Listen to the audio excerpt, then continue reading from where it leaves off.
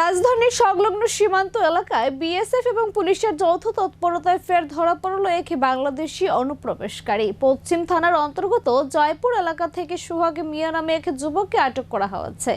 তবে পুলিশের উপস্থিতি টের পেয়ে অপর এক সহযোগী বাংলাদেশের দিকে পালিয়ে যেতে সক্ষম হয়। ধৃতকে জিজ্ঞাসাবাদ করে মূল উদ্দেশ্যে জানার চেষ্টা করেছে পুলিশ। রাজ্যের সীমান্ত এলাকাগুলোতে বিএসএফ এর কড়া নজরদারি সত্ত্বেও থামছে না অনুপ্রবেশ। সোমবার পশ্চিম থানার অন্তর্গত জয়পুর এলাকায় সন্দেহভাজন দুজনকে ঘোরাঘুরি করতে দেখেন কর্তব্যরত বিএসএফ জওয়ানরা। তাদের আটক করার চেষ্টা করলে একজন বিদ্যুৎ বেগে সীমান্তের ওপারে বাংলাদেশের দিকে পালিয়ে যায়। তবে বিএসএফ এর হাতে ধরা পড়ে যায় সোহাগ মিয়া নামে এক বাংলাদেশি যুবক। প্রাথমিক জিজ্ঞাসাবাদে জানা গেছে ধৃত সোহাগ মিয়ার বাড়ি বাংলাদেশের ব্রাহ্মণবাড়িয়া জেলার আব্দুল্লাহপুর এলাকায়। বিএসএফ তাকে আটক করার পর আইনি প্রক্রিয়ার মাধ্যমে পশ্চিম থানার পুলিশের হাতে তুলে দেয়। ঠিক কি কারণে বা কার মদতে সে কাঁটাতার পেরিয়ে ভারতীয় ভূখণ্ডে প্রবেশ করেছে তা খতিয়ে দেখছে পুলিশ।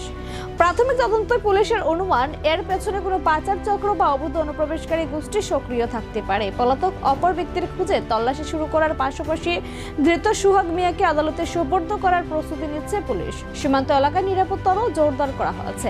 আজকে আমাদের 42 ব্যাটালিয়ন বিএসএফ লঙ্কাপুরাতে যে অবস্থিত, সেই ব্যাটালিয়নের জওয়ানরা আমাদের ভারত বাংলাদেশ সীমান্তবর্তী কাঁটাতার যে বেড়া আছে সেখানের থেকে আমাদের জয়পুর এরিয়া থেকে একজন বাংলাদেশি নাগরিক সোহাগ মিয়া ওনাকে অবৈধভাবে প্রবেশকারী হিসেবে গ্রেপ্তার করেছেন এবং ওনাকে আমাদের এখানে হ্যান্ডওভার করেছেন। আমরা ওনার বিরুদ্ধে আমরা স্পেসিফিক কেস নিয়ে আমরা তদন্ত শুরু করেছি। ওনার সঙ্গে আর কে ছিল বা ওনাকে কে সহায়তা করেছে এখানে প্রবেশ করতে অবৈধভাবে, কিভাবে সে প্রবেশ করেছে সব কিছু আমরা ইন্টারোগেশন করে দেখছি।